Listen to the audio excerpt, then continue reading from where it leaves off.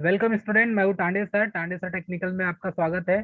Student, जितने भी ITI student हैं या पॉलिटेक्निक स्टूडेंट और बी स्टूडेंट के लिए दोस्तों, हम आज का जो टॉपिक स्टार्ट करेंगे वो है अल्टरनेटर। और अल्टरनेटर में टाइप्स ऑफ रोटर के बारे में हम आपको विस्तृत रूप से जानकारी देंगे। तो जितने स्टूडेंट लाइव हैं वो लाइक और शेयर कर दें।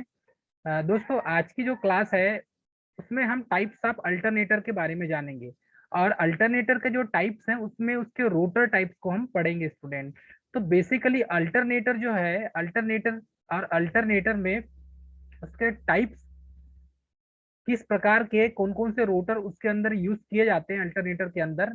तो हम रोटर के टाइप्स को देखेंगे दोस्तों। रोटर पार्ट एक ऐसा पार्ट होता है जो मूवेबल होता है, अर्थात कि हम ये कहेंगे तो रोटर पार्ट एक मूविंग पार्ट होता है। तो ये रोटर पार्ट को ही हम रोटेट कराते हैं तब ही इलेक्ट्रिसिटी प्रोड्यूस होती है। तो अल्टरनेटर में बेसिकली यदि हम देखें तो अल्टरनेटर की खास बात ये होती है कि जब तक इसके रोटर को हम एक कांस्टेंट स्पीड में नहीं घुमाएंगे, अर्थात प्राइम मूवर की सहायता से नहीं घुमाएंगे, तब तक यह इलेक्ट्रिसिटी प्रोड्यूस करके नहीं देगा। तो अल्टरनेटर में जो रोटर पार्ट होता है वो बेसिकली दो टाइप्स के हम इसमें अल्टरनेटर यूज में रोटर पार्ट यूज करते हैं। तो फर्स्ट है सेलिएंट पोल रोटर। तो स्टूडेंट, जो सेलिएंट पोल रोटर होता है यह, इसका कंस्ट्रक्शन आपको थोड़ा सा डिफरेंट मिलेगा। और जितने स्टूडेंट हैं आप चैनल को सब्सक्राइब और लाइक और शेयर कर दे, ज्यादा अच्छा है। इसमें जो रोटर पार्ट मिलेगा आपको, रोटर पार्ट सेलिएंट पोल टाइप का रोटर मिलेगा और एक मिलेगा स्मूथ सिलेंड्रिकल या नॉन सेलिएंट पोल रोटर आपको मिलेगा स्टूडेंट। तो इसमें दो रोटर का हम यूज करते हैं। बेसिकली दो रोटर का इसीलिए यूज करते हैं क्योंकि यही रोटर पार्ट जो है इसी को मूविंग करके, अर्थात रोटेट करके हम क्या करते हैं, इलेक्ट्रिसिटी को प्रोड्यूस करते हैं। तो सेलिएंट पोल रोटर के बारे में देखें तो जितने भी आपको सेलिएंट पोल रोटर के अल्टरनेटर मिलेंगे उनकी क्वालिटी ये होगी कि यह मीडियम स्पीड के लिए बनाए जाते हैं। तो जैसे सेलिएंट पोल रोटर का इसका कंस्ट्रक्शन आप देखेंगे दोस्तों, तो यहाँ पर दो प्रकार की वाइंडिंग मिलेगी। सेलिएंट पोल रोटर में दो प्रकार की वाइंडिंग करते हैं। पहली वाइंडिंग होती है रोटर के अंदर। तो बेसिकली हमें रहना चाहिए कि रोटर के अंदर फील्ड वाइंडिंग की जाती है। इसमें कौन सी वाइंडिंग करते हैं हम? फील्ड वाइंडिंग करते हैं रोटर में। ठीक है, तो सेलिएंट पोल रोटर में फील्ड वाइंडिंग की जाती है। और दूसरी एक और वाइंडिंग होती है डेम्पर वाइंडिंग। डेम्पर वाइंडिंग का भी हम यूज करते हैं दोस्तों। तो सेलिएंट पोल रोटर का बेसिक कंस्ट्रक्शन हम देखेंगे तो इसका जो डायामीटर होता है, अर्थात कि इसका जो मिलेगा ये ज्यादा मिलेगा आपको, मतलब कि चौड़ा मिलेगा दोस्तों। और एक्सल की लेंथ जो होगी वो कम होगी, अर्थात कि नैरो एक्सल होगी। और इसकी जो डायामीटर होगा ये ज्यादा होगा। इसमें बीच वाला जो होता है मैक्सिमम फ्लक्स क्रिएट करता है। तो बीच वाले पार्ट में यहाँ पर मैक्सिमम फ्लक्स आपको मिलेगा। और लेफ्ट साइड में डिक्रीज, मतलब कि कम फ्लक्स मिलेगा। फ्लक्स पाई का मान यहाँ पर कम मिलेगा दोस्तों। बीच में मैक्सिमम मिलेगा फ्लक्स का मान, मैग्नेटिक फ्लक्स का मान। और साइड में मैक्सिमम फ्लक्स का मान कम मिलेगा। अर्थात ये कह सकते हैं कि ये जो इसके किनारे में जो वाइंडिंग की जाती है यह वाइंडिंग डेम्पर वाइंडिंग होती है। इसके पोल फेस में जो वाइंडिंग कर रहे हैं दोस्तों ये डेम्पर वाइंडिंग है। ध्यान दीजिएगा, इसी में हम डेम्पर वाइंडिंग करते हैं तो इसके पोल फेस में जो वाइंडिंग की जाती है ये डेम्पर वाइंडिंग है। और ये फर्स्ट वाइंडिंग हो गई दोस्तों। और सेकेंड वाइंडिंग जो होती है ये कंसंट्रेटेड फील्ड वाइंडिंग होती है। तो हमने जैसे बताया आपको सेलिएंट पोल रोटर में दो प्रकार की वाइंडिंग होती है। तो दो टाइप की जो वाइंडिंग है, तो इसमें टू टाइप्स की वाइंडिंग की जाती है दोस्तों। इसमें सेकेंड है फील्ड कॉइल या फील्ड वाइंडिंग। तो कंसंट्रेटेड फील्ड कॉइल वाइंडिंग ये इसके रोटर में की जाती है। तो बेसिकली यही चीज हमें समझना है कि रोटर के अंदर एक तो डेम्पर वाइंडिंग होती है, दूसरी फील्ड वाइंडिंग होती है। तो इसका जो डायमीटर हम कंपैरिजन करेंगे smooth cylindrical non salient pole rotor से, तो इन दोनों में थोड़ा सा हमें अंतर प्राप्त होगा। और वो चेंजेस क्या मिलेंगे दोस्तों कि इसका डायमीटर ज्यादा है तो उसका डायमीटर कम मिलेगा। ठीक है, इसका एक्सेल लेंथ कम है तो इसका एक्सेल लेंथ स्मूथ सिलेंड्रिकल का ज्यादा मिलेगा। तो इस तरीके से हम इसको समझ सकते हैं दोस्तों। तो ये लो और मीडियम स्पीड के लिए हम टाइप्स ऑफ रोटर में देखेंगे। तो सेलिएंट पोल टाइप का जो रोटर है ये लो एंड मीडियम स्पीड के लिए डिजाइन किया जाता है। यदि इसमें हम देखें तो यहाँ पर हमें देखने में ये प्राप्त होगा इसका जो डायमीटर है वो अधिक है, और डायमीटर अधिक होने के कारण ये पूरा चक्र जब लगाएगा, पूरा चक्र जब घूमेगा, तो इसको ज्यादा जगह की जरूरत पड़ेगी, कम जगह की जरूरत नहीं पड़ेगी दोस्तों। अब यहाँ पर यदि हम देखें तो जिस सेलिएंट पोल टाइप रोटर में डायमीटर जब ज्यादा हो जाता है, तो यहाँ पर मैग्नेटिक फ्लक्स जो है, rate of change of flux ज्यादा क्रिएट होंगे। तो इसका जो यूज करते हैं दोस्तों, लो एंड मीडियम स्पीड वाले अल्टरनेटर में करते हैं, जिसकी मैक्सिमम जो आरपीएम होती है वो 1500 आरपीएम होती है। अर्थात सेलिएंट पोल टाइप रोटर को हम 1500 आरपीएम में यूज करते हैं। और जहां पर ऐसा अल्टरनेटर जहां पर लो स्पीड और मीडियम स्पीड के लिए हमें यूज करना हो, वहां पर हम सेलिएंट पोल टाइप अल्टरनेटर का यूज करेंगे। आगे बढ़ते हैं दोस्तों। इसका डायमीटर लार्ज होता है, अर्थात अधिक होता है। इसका जो एक्सल लेंथ मिलेगा वो स्मॉल मिलेगा, कम मिलेगा, एक्सल लेंथ ज्यादा चौड़ा नहीं मिलेगा। इसका जब एप्लीकेशन के बारे में देखें तो इसका उपयोग दोस्तों हम हाइड्रो पावर प्लांट में सबसे ज्यादा करते हैं। क्लियर है सभी स्टूडेंट को? तो इसका उपयोग हाइड्रो पावर प्लांट में, जो हाइड्रो इलेक्ट्रिक पावर प्लांट होता है, जिसे जल विद्युत केंद्र कहा जाता है, जैसे कि बरगी डैम, यहाँ पर जो अल्टरनेटर यूज किया गया है वो लो एंड मीडियम स्पीड वाले अल्टरनेटर में, हाइड्रो इलेक्ट्रिक पावर प्लांट में इसी का यूज किया गया है। सेकेंड है डीजल इलेक्ट्रिक प्लांट में। तो जहां पर डीजल इलेक्ट्रिक प्लांट होता है, डीजल की सहायता से हम अल्टरनेटर को घुमाते हैं, डीजी सेट होता है इसमें, वहां पर भी दोस्तों हम सेलिएंट पोल टाइप रोटर का यूज करते हैं। इसमें एयर गैप नॉन यूनिफॉर्म होता है, मतलब कि असमान मिलेगा, एक समान नहीं मिलेगा। कहीं एयर गैप ज्यादा मिलेगा, कहीं एयर गैप कम मिलेगा। ऐसा इसलिए होता है दोस्तों क्योंकि इसके पोल फेस में जो वाइंडिंग की गई है, जिसके हम डेम्पर वाइंडिंग करते हैं, ये डेम्पर वाइंडिंग के कारण ऐसा संभव है।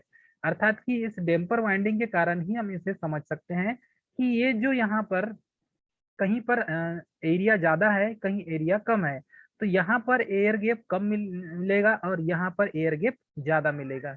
इसका मतलब ये है कि जहां पर एयर गैप, जब ये इस पोजीशन में आएगा तो यहाँ एयर गैप कम मिलेगा, और जब यहाँ पर होगा तो यहाँ पर एयर गैप ज्यादा मिलेगा दोस्तों।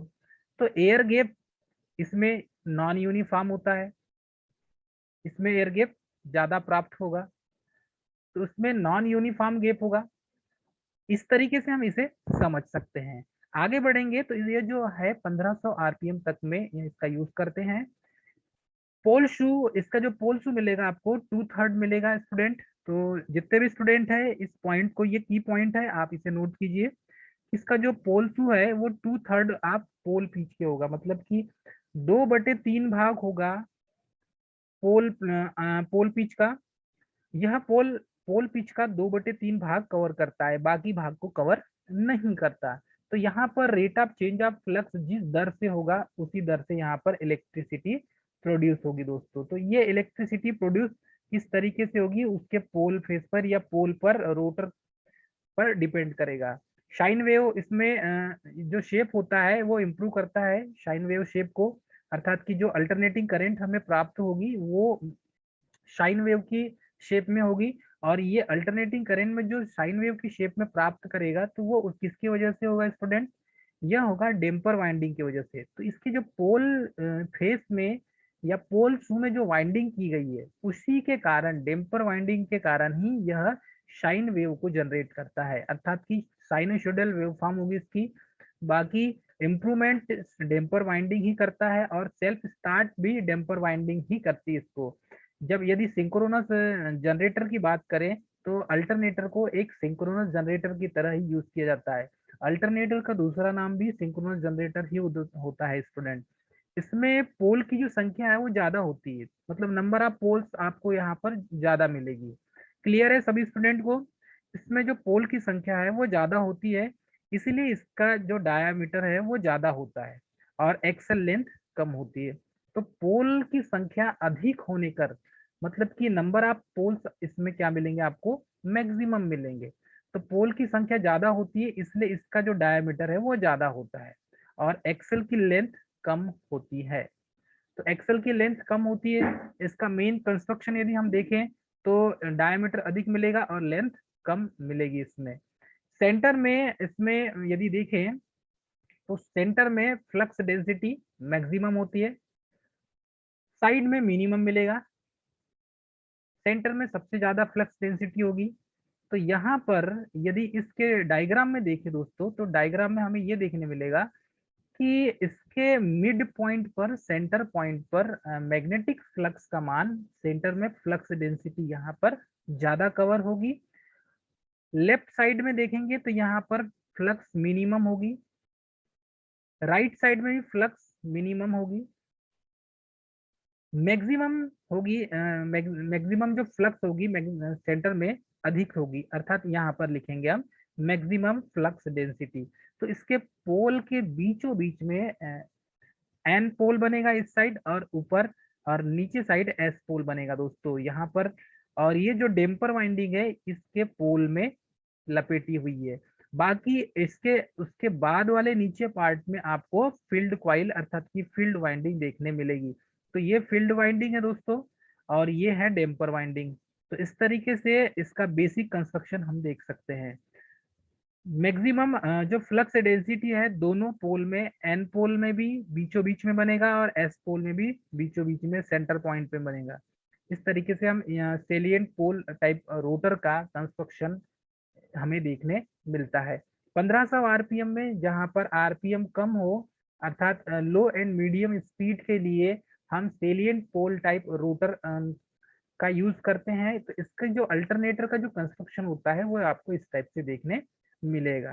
क्लियर है सभी स्टूडेंट को? अब देखें यहाँ पर, तो इसमें एयर गैप भी नॉन यूनिफॉर्म होता है, पोल की संख्या भी डिपेंड करती है। अब देखें यदि हम स्मूथ सिलेंड्रिकल रोटर या जिसे कहेंगे नॉन सेलिएंट पोल रोटर, इसमें यदि देखें दोस्तों तो हमें ये चीज देखने मिलती है कि इन दोनों का जो है एक दूसरे से अपोजिट रिलेशन आपको मिलेगा। यहाँ पर डायमीटर ज्यादा है, तो यहाँ पर से स्मूथ सिलेंड्रिकल में या नॉन सेलिएंट पोल रोटर में जो सेकंड है, अलग अलग टाइप के दो रोटर होते हैं इसमें। तो रोटर बेसिकली एक सेलिएंट पोल रोटर है और दूसरा स्मूथ सिलेंड्रिकल, या इसे ही दूसरा नाम कहते हैं नॉन सेलिएंट पोल रोटर कहते हैं दोस्तों। तो इसका जो दूसरा नाम है नॉन सेलिएंट पोल रोटर। इन दोनों के कंपैरिजन में हमें ये देखने मिलता है कि सेलिएंट पोल रोटर का डायमीटर अधिक है, तो नॉन सेलिएंट पोल रोटर का डायमीटर कम है। इसकी एक्सल लेंथ कम है, डायमीटर भी कम है और एक्सल लेंथ इसकी ज्यादा है दोस्तों। और सेलिएंट पोल रोटर का जो एक्सल लेंथ है वो कम है। तो इन दोनों में यदि कंपैरिजन किया जाए तो ये दोनों एक दूसरे के अपोजिट यहाँ पर हमें प्राप्त होते हैं। स्मूथ सिलेंड्रिकल रोटर अर्थात कि हाई स्पीड के लिए इसे डिजाइन किया गया है। तो जहां पर हाई स्पीड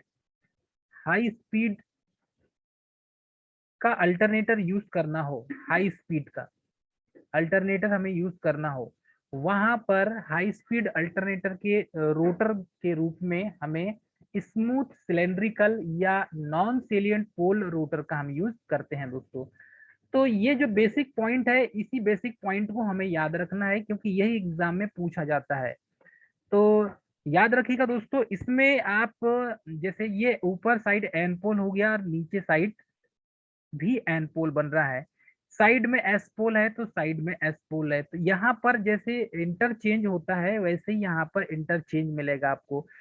एन के साइड में एस पोल बनेगा और एस के साइड में एन पोल बनेगा, फिर एस के साइड में एन पोल बनेगा, फिर एन के साइड में एस पोल बनेगा। ये क्रम विस्तृत रूप से सीक्वेंस में चलते रहता है।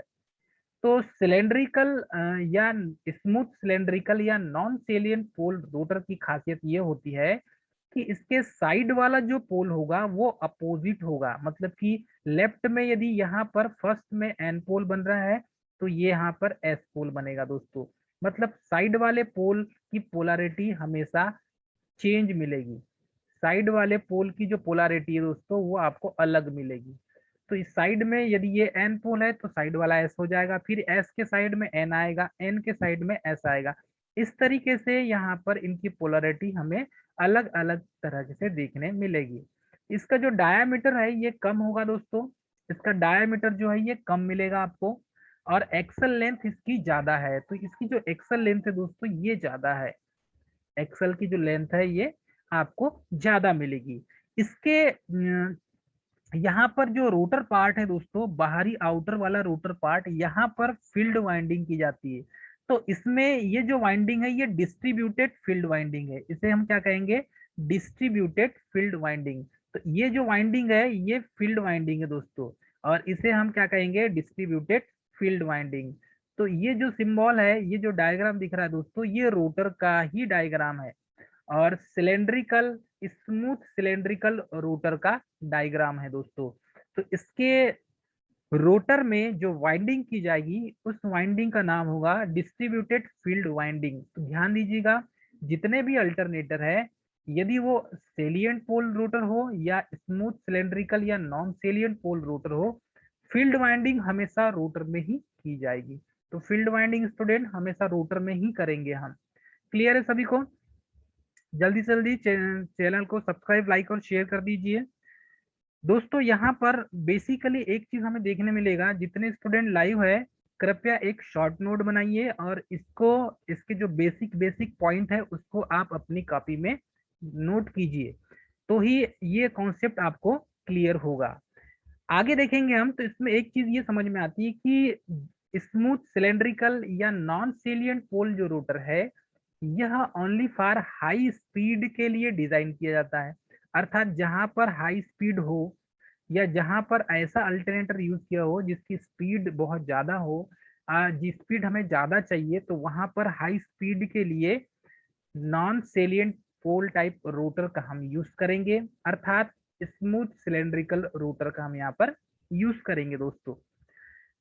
हाई स्पीड का मतलब यह है कि लगभग 3000 आरपीएम तक यह रोटेट करेगा। तो 3000 आरपीएम में पोलों की संख्या अर्थात नंबर ऑफ पोल्स होंगे, तो नंबर ऑफ पोल्स 2 होंगे दोस्तों, नंबर ऑफ पोल्स इसमें 2 होंगे। 2 पोल्स, 2 पोल की जरूरत पड़ेगी 3000 आरपीएम के लिए। यदि 1500 आरपीएम रोटेट कर रहा है तो फिर 4 पोल होंगे उसमें। तो इसमें हम देखेंगे कि RPM is proportional to poles, 1 upon poles. तो एक चीज हमें ये चीज देखने मिलती है दोस्तों कि 3000 आरपीएम में 2 पोल होंगे, 1500 आरपीएम में 4 पोल होंगे। तो जैसे जैसे हम पोलों की संख्या बढ़ा रहे हैं तो स्पीड क्या हो रही है दोस्तों, कम हो रही है। तो पोल्स को कम करने, पोल्स की संख्या यदि कम करेंगे तो आरपीएम और बढ़ जाएगी। अर्थात इसका अपोजिट रिलेशन चले तो यदि पोल्स की संख्या को हम बढ़ाते हैं तो स्पीड क्या हो जाएगी दोस्तों, कम हो जाएगी। जैसे 3000 आरपीएम में 2 पोल्स होंगे, 1500 आरपीएम में 4 पोल्स होंगे। यदि 6 पोल्स की जरूरत होगी तब स्पीड और कम हो जाएगी दोस्तों। तो इस तरीके से हम यहाँ पर स्मूथ सिलेंड्रिकल टाइप रोटर का यूज करते हैं। तो जहां पर हाई स्पीड की जरूरत होगी वहां पर नॉन सेलिएंट अर्थात स्मूथ सिलेंड्रिकल पोल का यूज करेंगे, और जहां पर लो स्पीड या मीडियम स्पीड की जरूरत होगी वहां पर हम किस अल्टरनेटर का यूज करेंगे, तो सेलिएंट पोल टाइप अल्टरनेटर का यूज करेंगे दोस्तों। हाई स्पीड के लिए स्मूथ सिलेंड्रिकल अल्टरनेटर का हम यूज करेंगे। तो ये जो बेसिक पॉइंट है इसे आपको याद रखना है दोस्तों, मैं आपको बहुत बेसिक से समझा रहा हूँ। तो इन चीजों को आप शॉर्ट नोट के रूप में लिख सकते हैं। एक और पॉइंट यहाँ पर है कि इसका यूज कहाँ किया जाता है। तो स्मूथ सिलेंड्रिकल टाइप अल्टरनेटर का हम यूज करते हैं टर्बो अल्टरनेटर में, अर्थात कि इसका यूज करते हैं टर्बो अल्टरनेटर। स्टीम टरबाइन में इसका सबसे ज्यादा यूज किया जाता है। तो जो स्टीम टरबाइन में हम हाई स्पीड वाले अल्टरनेटर का यूज करते हैं। तो बेसिकली जितने भी पावर प्लांट है, जैसे थर्मल हो गया पावर प्लांट, और ये आपका हो गया हाइड्रो पावर प्लांट। तो hydro power plant, thermal power plant, इनमें भी दोस्तों यदि हाई स्पीड वाला है तो हाई स्पीड में आपको आपको देखने मिलेगा स्टीम टाइप टरबाइन के साथ हम टर्बो अल्टरनेटर अर्थात कि हाई स्पीड वाला अल्टरनेटर यूज करते हैं। तो ध्यान दीजिएगा, टर्बो अल्टरनेटर में सबसे ज्यादा यूज करते हैं, स्टीम टरबाइन में हम इसका सबसे ज्यादा यूज करते हैं। इसका जो डायमीटर है वो स्मॉल मिलेगा और इसका एक्सल लेंथ लॉन्गर मिलेगा दोस्तों। और इसका जो रोटर पार्ट है, रोटर पार्ट में साइड वाला जो पोल मिलेगा, यदि एस है तो इसके इस साइड वाला पोल एन मिलेगा, अर्थात कि अपोजिट अपोजिट पोल आपको यहाँ पर देखने मिलेंगे। एन एस, या ये कह सकते हैं कि सामने वाला पोल एक समान पोल होंगे।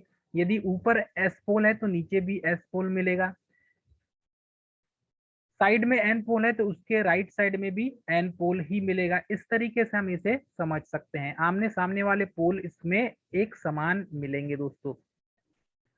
चलिए, इसमें एयर गैप आपको यूनिफॉर्म मिलेगा, एक समान, क्योंकि इसका जो डायामीटर है, इसमें जो पोल्स यूज करेंगे उसके कारण एयर गैप एक समान मिलेगा, यूनिफॉर्म मीन्स एक समान। इसमें विंडेज लॉस मिनिमम होगा, विंडेज लॉस मिनिमम होगा। अल्टरनेटर साउंड बिल्कुल न के बराबर साउंड देगा, ज्यादा साउंड इसमें सुनाई नहीं देगा। मेन बात यह होती है कि इसमें डेम्पर वाइंडिंग का यूज हम नहीं करते। सेलियन पोल टाइप रोटर में हम डेम्पर वाइंडिंग का यूज करते हैं, परंतु फेस माउंट जो रोटर है, या ये कह सकते हैं स्मूथ सिलेंड्रिकल जो रोटर है दोस्तों, नॉन सेलियंट रोटर, उसमें डेम्पर वाइंडिंग का यूज नहीं किया जाता। तो स्मूथ सिलेंड्रिकल रोटर में डेम्पर वाइंडिंग का हम यूज नहीं करते।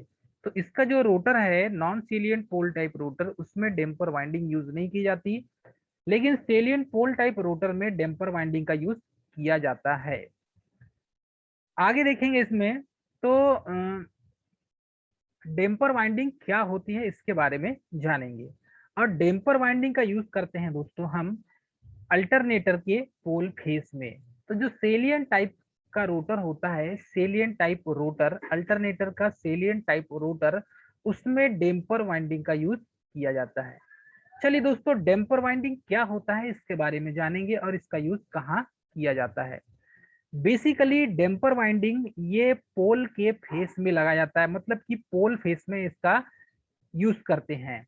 तो ये डायग्राम हमें देखने मिल रहा है, इस डायग्राम को यदि देखने में हमें ये समझ में आएगा कि ये जो अल्टरनेटर का बेसिक कंस्ट्रक्शन है, और अल्टरनेटर के बेसिक कंस्ट्रक्शन में हमें एक चीज देखने मिल रहा है कि यहाँ पर डेम्पर वाइंडिंग की गई है।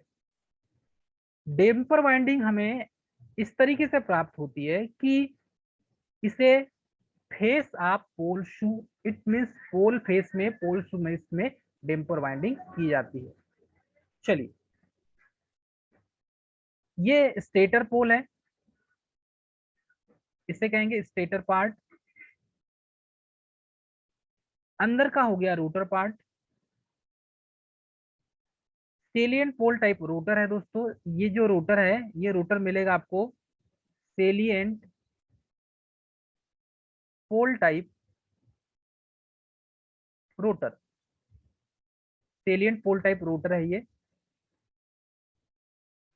इसे एक प्राइमोर की सहायता से रोटेट कराया जा रहा है। यह है प्राइमोर, अर्थात एक्स्ट्रा हम क्या कर रहे हैं, यहाँ से मैकेनिकल एनर्जी दे रहे हैं, मैकेनिकल पावर यहाँ से दे रहे हैं, और इसी मैकेनिकल पावर से इस रोटर पार्ट को घुमा रहे हैं दोस्तों।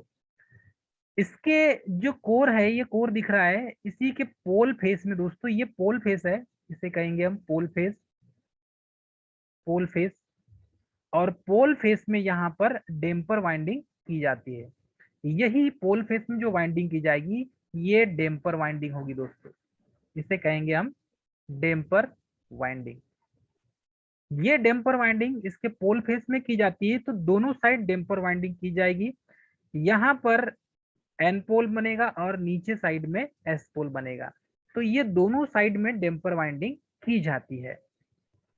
यहां से ये जो डेम्पर वाइंडिंग है दोस्तों, इस डेम्पर वाइंडिंग का कार्य ये है कि यहाँ पर मैग्नेटिक शॉर्ट, इसको क्या करेंगे हम, इसे शॉर्ट सर्किटेड वाइंडिंग भी कहते हैं। याद रखिएगा, डेम्पर वाइंडिंग को हम क्या कहते हैं, short circuited, short circuited winding.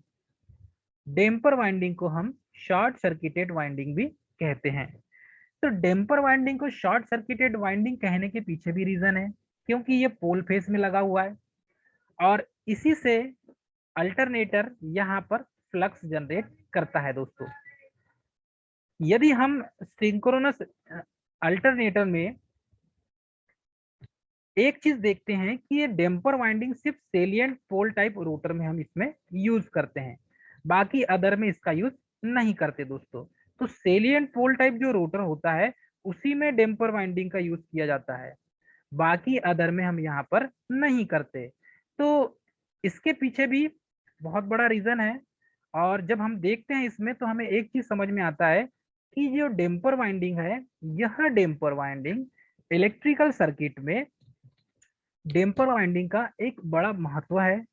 और डेम्पर वाइंडिंग में सेलिएंट पोल टाइप रोटर में यहाँ पर इसके पोल फेस में किया जाता है दोस्तों। इसके स्टेटर पार्ट में हम आर्मेचर वाइंडिंग करते हैं, स्टेटर पार्ट में आर्मेचर वाइंडिंग करते हैं, और रोटर पार्ट में हम फील्ड वाइंडिंग करते हैं। इस चीज को याद रखेंगे, फील्ड वाइंडिंग रोटर पार्ट में की जाती है और आर्मेचर वाइंडिंग हम यहाँ पर स्टेटर पार्ट में करते हैं। डेम्पर वाइंडिंग करने से यदि कोई सिंक्रोनस मोटर है तो वो सेल्फ स्टार्ट हो जाती है, अर्थात कि वहां पर मैग्नेटिक फ्लक्स उत्पन्न होने लगता है। तो यहाँ पर एक चीज हमें देखने मिलता है कि यदि हमें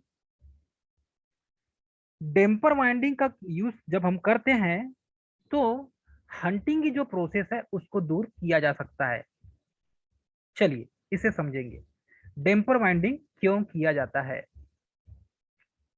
उसके लिए हम पढ़ेंगे हंटिंग प्रोसेस क्या होती है। पहली बात तो हंटिंग क्या है दोस्तों। हंटिंग एक एक प्रकार का हार्मोनिक्स है, और डेम्पर वाइंडिंग हार्मोनिक्स को और हंटिंग इफेक्ट को दूर करने के लिए यूज किया जाता है। तो यहाँ पर डेम्पर वाइंडिंग का यूज इसलिए किया जाता है कि हम हार्मोनिक्स और हंटिंग इफेक्ट को दूर कर सके। हार्मोनिक्स और हंटिंग इफेक्ट को दूर करने के लिए हम डेम्पर वाइंडिंग का यूज करते हैं। तो ये जो डेम्पर वाइंडिंग है दोस्तों, इसके माध्यम से हम हार्मोनिक्स हार्मोनिक्स और हंटिंग इफेक्ट को दूर किया जाता है। हंटिंग इफेक्ट को दूर करने के लिए हम डेम्पर वाइंडिंग का यूज करते हैं, और हार्मोनिक्स को एलिमिनेट करने के लिए या हार्मोनिक्स को रोकने के लिए या उसे खत्म करने के लिए भी हम डेम्पर वाइंडिंग का यूज करते हैं। अब देखेंगे दोस्तों कि ये हंटिंग क्या है, हंटिंग इफेक्ट के बारे में हम जानेंगे। तो दोस्तों हंटिंग इफेक्ट बेसिकली क्या होता है।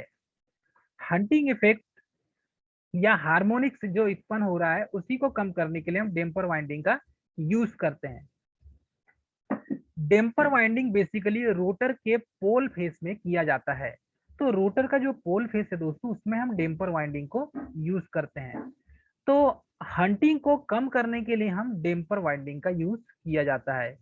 ये कॉपर के मोटे मोटे बार होते हैं दोस्तों, इनको हम क्या करते हैं, शॉर्ट सर्किटेड वाइंडिंग भी कहते हैं। डेम्पर वाइंडिंग बेसिकली कॉपर के एक मोटे मोटे बार होते हैं, ऐसे तिरछे बार होते हैं, और ये शॉर्ट सर्किटेड होते हैं आपस में। तो जो डेम्पर वाइंडिंग कॉपर के मोटे मोटे बार हैं उन्हें शॉर्ट सर्किटेड करके बनाया जाता है। तो ये कॉपर के मोटे मोटे बार को रखकर उसके दोनों तरफ हम क्या करते हैं, शॉर्ट सर्किटेड करके इसे बनाए जाते हैं। होता यह है कि जब रोटर रोटेट करता है जब रोटर रोटेट करता है तो उसके पोल सिंक्रोनस स्पीड में रोटेट करते हैं। जब रोटर रोटेट करता है तो उसके जो पोल्स होते हैं, ये पोल्स भी सिंक्रोनस स्पीड में क्या करते हैं, रोटेट करते हैं, और रोटेट करते हुए अपने एक्सिस के दोनों तरफ ऑसिलेशन करने लगते हैं, अर्थात कि दोलन करने लगते हैं, अपने दोनों ओर दोलन करने लगते हैं। और यह ऑसिलेशन लोड के कम तथा ज्यादा बार बार चेंज होने के कारण होता है। तो ये जो ऑसिलेशन होता है, दोलन होता है, यह लोड के बार बार परिवर्तन के कारण होता है। कभी लोड ज्यादा हो जाएगा स्टूडेंट, कभी लोड कम हो जाता है स्टूडेंट, इसीलिए जब दोलन इसी के वजह से यहाँ पर होता है। तो दोलन करने का रीजन यही है स्टूडेंट कि यह रोटर अपने दोनों एक्सिस में दोनों ओर लेफ्ट और राइट ओर ऑसिलेशन करने लगता है। तो जब पोल सिंक्रोनस स्पीड में रोटेट करते हैं तो ये अपने एक्सिस के दोनों तरफ ऑसिलेशन करने लगते हैं, और यह ऑसिलेशन लोड के कम और ज्यादा बार बार चेंजेस होने के कारण होता है। इसे ही हम हंटिंग कहते हैं दोस्तों। हंटिंग प्रोसेस, हंटिंग जो इफेक्ट है ये एक प्रकार की दोलन के कारण होने वाला इफेक्ट है। मतलब दोलन के कारण, रोटर के दोलन के कारण यह इफेक्ट पैदा होता है। और इस हंटिंग को दूर करने के लिए हम डेम्पर वाइंडिंग का बेसिकली यूज करते हैं। तो जब रोटर रोटेट करता है तो पोल सिंक्रोनस स्पीड में रोटेट करते हैं दोस्तों। जब रोटर रोटेट करेगा तो उसके पोल्स भी क्या करेंगे, सिंक्रोनस स्पीड पर रोटेट करते हैं। तो ये रोटेट करते हुए अपने एक्सिस के दोनों ओर क्या करने लगेंगे, दोलन करने लगेंगे। और इसके कारण यहाँ पर ऑसिलेशन, लोड के कारण, लोड कम और ज्यादा के कारण ऑसिलेशन होने लगता है, और इसके कारण ही यहाँ पर हंटिंग इफेक्ट पैदा होता है। इस इफेक्ट को हम कहते हैं हंटिंग इफेक्ट। अब यदि हमें इस हंटिंग इफेक्ट को कम करना हो दोस्तों, तो कम करने के लिए हम यहाँ क्या करेंगे, हंटिंग इफेक्ट को कम करने के लिए, हंटिंग को कम करने के लिए डेम्पर वाइंडिंग का यूज किया जाता है। तो हंटिंग इफेक्ट को कम करने के लिए यहाँ पर डेम्पर वाइंडिंग का हम यूज करते हैं। तो डेम्पर वाइंडिंग पोल फेस में लगा होता है। डेम्पर वाइंडिंग हंटिंग के साथ साथ हार्मोनिक्स को भी कम करता है। तो इसके दोनों काम हो गए, एक तो हंटिंग को भी कम करेगा डेम्पर वाइंडिंग, और हार्मोनिक्स को भी कम करता है। हार्मोनिक्स को कम करने के कारण यहाँ पर जो साइन वेव हमें प्राप्त होगी, वह हमें sine wave, pure sine wave मिलेगी। अर्थात कि ये समझिए, ये जो साइन वेव शेप है दोस्तों, ये क्लियर मिलेगी। तो साइन वेव का जो शेप मिलेगा हमें कम इसमें अच्छा प्राप्त होगा। अच्छा प्राप्त इसीलिए होगा क्योंकि यहाँ पर हमने डेम्पर वाइंडिंग की हुई है। तो डेम्पर वाइंडिंग हार्मोनिक्स को भी कम करता है, जिससे साइन वेव प्राप्त करने में हमें क्या मिलती है, मदद मिलती है स्टूडेंट। तो ये जो डेम्पर वाइंडिंग है, इसे हम किस तरीके से शॉर्ट करते हैं, चलिए इसको डायग्राम के हिसाब से हम देखेंगे। डायग्राम के अनुसार हम देखें तो डेम्पर वाइंडिंग को इस तरीके से हम शॉर्ट करते हैं। तो ये डेम्पर वाइंडिंग यहाँ पर शॉर्ट की हुई वाइंडिंग है दोस्तों। इसके दोनों ओर, दोनों सिरों से हम क्या कर देते हैं, शॉर्ट कर देते हैं। तो इसमें करंट मैक्सिमम रूप से सर्कुलेट होती रहती है। तो इसे, इसका जो डायरेक्शन मिलेगा, करंट का डायरेक्शन, यहाँ से करंट आएगी, फिर इसमें सर्कुलेट होगी, फिर यहाँ से आएगी करंट और यहाँ से होती हुए फिर इसमें सर्कुलेट हो जाएगी, फिर यहाँ से करंट इसमें सर्कुलेट हो जाएगी। इस तरीके से करंट सर्कुलेट होते रहती है दोस्तों। तो ये जो है ईएमएफ जनरेटर, मतलब कि लेंज लॉ के अनुसार ये क्या करता है, ईएमएफ जनरेट करता है। यह लेंज लॉ के अनुसार ईएमएफ को उत्पन्न करता है, अर्थात जिससे उत्पन्न हुआ उसी का विरोध भी करेगा। तो ईएमएफ जनरेट किसकी वजह से होगा दोस्तों, according to Lenz law. Lenz law के अनुसार यहाँ पर डेम्पर वाइंडिंग को शॉर्ट सर्किटेड करके यहाँ पर प्लेस्ड किया जाता है दोस्तों, जिससे कि हंटिंग इफेक्ट और हार्मोनिक्स को एलिमिनेट किया जा सके। डेम्पर वाइंडिंग में ईएमएफ सेल्फ इंड्यूस्ड ईएमएफ भी होता है, और ये सेल्फ इंड्यूस्ड ईएमएफ किसके वजह से होता है, लेंज के नियम की वजह से होता है। यह ऑसिलेशन का मुख्य कारण होता है, अर्थात कि ऑसिलेशन जो हो रहा है उसका मुख्य कारण यही होता है, क्योंकि यह ईएमएफ जनरेट करता है, सेल्फ इंड्यूस्ड ईएमएफ जनरेट करता है। इंड्यूस्ड ईएमएफ डेम्पर वाइंडिंग से फ्लो होने लगती है। ये जो उत्पन्न ईएमएफ है, इंड्यूस्ड ईएमएफ, ये डेम्पर वाइंडिंग से फ्लो होने लगती है। और हार्मोनिक्स एलिमिनेट होने पर साइन वेव की शेप को क्या करता है, यह इम्प्रूव करता है। तो जो हार्मोनिक्स यहाँ पर एलिमिनेट हो जाते हैं, तब यह साइन वेव की जो शेप होती है स्टूडेंट, वो प्योर साइन वेव हमें यहाँ पर प्राप्त होती है। तो साइन वेव को इम्प्रूवमेंट करने पर हमें एसी की जो साइन वेव है वो बहुत अच्छी प्राप्त होती है, मतलब कि प्योर साइन वेव हमें यहाँ पर प्राप्त होगी। क्लियर है स्टूडेंट? आगे बढ़ेंगे हम, आर्मेचर वाइंडिंग देखेंगे। आर्मेचर वाइंडिंग इसमें की जाती है। तो बेसिकली अल्टरनेटर में जो आर्मेचर वाइंडिंग की जाती है, यह आर्मेचर वाइंडिंग कहाँ की जाती है, अल्टरनेटर में आर्मेचर वाइंडिंग स्टेटर पार्ट में की जाती है। स्टेटर पार्ट में की जाती है। जो स्थिर भाग है, स्थिर भाग में आर्मेचर वाइंडिंग की जाती है। तो स्टेटर पार्ट जो स्थिर भाग है उसमें आर्मेचर वाइंडिंग की जाती है, और आर्मेचर वाइंडिंग जो है इसमें प्लेस्ड की जाएगी, तो उसका शेप जो होगा दोस्तों इस तरीके से होगा। तो यहाँ से इसका ए पॉइंट हो गया, ये बी पॉइंट, और सी और डी, इसके 4 पॉइंट हो गए दोस्तों। 2 टर्मिनल यहाँ से निकलेंगे, यहीं से इनपुट सप्लाई जाएगा, मतलब करंट यहीं से फ्लो होगी दोस्तों। इसका डायरेक्शन इस टाइप से होगा। इसका जो फार्मूला है आर्मेचर वाइंडिंग को प्लेस्ड करने का, वो है Z equal to t, Z equal 2 × T। तो Z इक्वल 2T से हम यहाँ पर प्लेस्ड करते हैं, रखे जाते हैं। तो इसमें number of armature conductor is equal to 2 × number of turns. तो जितने फेरे होंगे उसमें 2 का गुणा कर देंगे, तो नंबर ऑफ आर्मेचर कंडक्टर निकल जाएगा। ये इसका फार्मूला है स्टूडेंट।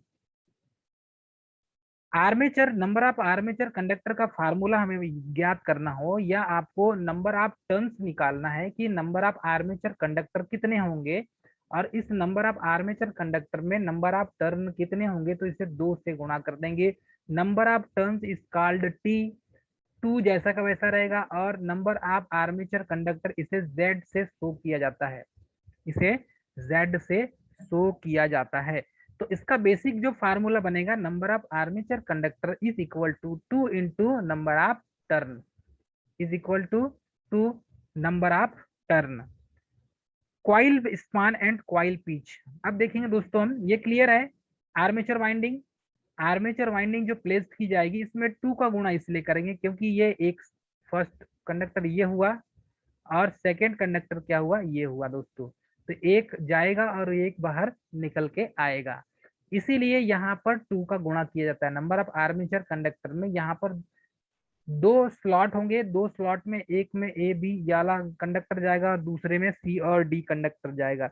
इसीलिए नंबर ऑफ आर्मेचर कंडक्टर यदि निकालेंगे तो इसमें 2 का नंबर ऑफ टर्न्स का गुणा करना पड़ेगा, तो इसमें 2 का गुणा इसीलिए किया गया है।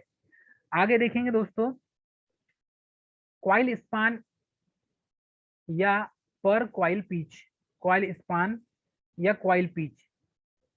कॉइल स्पान में यदि देखें हम, तो 2 कॉइल के बीच का डिस्टेंस कॉइल स्पान कहलाता है। ध्यान दीजिएगा, कॉइल स्पान, कॉइल स्पान क्या कहलाएगा, 2 कंडक्टर के बीच का स्पान हो जाएगा, मतलब दोनों के बीच का डिस्टेंस, 2 कंडक्टर के बीच का डिस्टेंस कॉइल स्पान कहलाता है। तो कॉइल स्पान क्या कहलाएगा, 2 कंडक्टर अर्थात ए बी और सी डी के बीच का डिस्टेंस क्या कहलाएगा, कॉइल स्पान कहलाएगा। डिस्टेंस बिटवीन 2 कंडक्टर्स, ये फर्स्ट कंडक्टर हो गया और ये सेकंड कंडक्टर हो गया स्टूडेंट। इन दोनों के बीच का जो डिस्टेंस होगा वो इसे कहेंगे हम कॉइल स्पान या कॉइल पिच। तो कॉइल पिच हमें क्लियर हो गया, सभी को समझ में आ गया कॉइल पिन। तो कॉइल जो पिच है वो इस तरीके से हम इसे डिनोट कर सकते हैं। इसकी परिभाषा यही होगी, 2 कंडक्टर के बीच की दूरी अर्थात 2 कंडक्टर के बीच का स्पान कॉइल स्पान या कॉइल पिच कहलाता है। इसके बाद देखेंगे हम पोल पिच, कि पोल पिच क्या होता है। दोस्तों पोल पिच भी ऐसा ही होगा, इसमें देखेंगे हम नंबर ऑफ स्लॉट पर पोल, मतलब कि 2 पोल के बीच की दूरी, 2 पोल के बीच की दूरी देखेंगे तो ये पोल पिच कहलाएगा। 2 कंडक्टर के बीच की दूरी is called pole pitch. Number of slots पर पोल, इसे कह सकते हैं नंबर ऑफ स्लॉट्स पर पोल, क्योंकि स्लॉट में ही वाइंडिंग की जाती है। तो 2 स्लॉट के बीच की, 2 पोल के बीच की जो दूरी होगी वो कहलाएगी पोल पिच। यदि ये एक पोल है और ये दूसरा पोल है, ये दूसरा पोल हो गया, तो इन दोनों के बीच की जो दूरी होगी ये पोल पिच कहलाएगी। इसे क्या कहेंगे हम, पोल पिच। तो 2 पोल के बीच की दूरी पोल पिच कहलाती है। पोल पिच को हम यदि फार्मूले से निकालें तो फार्मूले में कैसा लिखेंगे student, pole pitch is equal to number of slots upon pole, pole pitch is equal to number of slots upon poles, number of slots upon number of poles. तो number of slots upon number of poles हो जाएगा pole pitch में। जैसे कि हम मानकर चले number of slot 16 है और नंबर ऑफ पोल्स 4 है, इसको कैलकुलेशन करेंगे तो कितना निकल जाएगा, 4×4 = 16, मतलब कि 4 स्लॉट्स पर पोल, मतलब कि एक पोल में 4 स्लॉट्स पर पोल हो जाएंगे। पोल पिच इस तरीके से हम इसमें स्पेसिफाई करके कैलकुलेशन करके इस फार्मूले की मदद से निकाल सकते हैं। आगे देखेंगे हम पोल फुल पिच वाइंड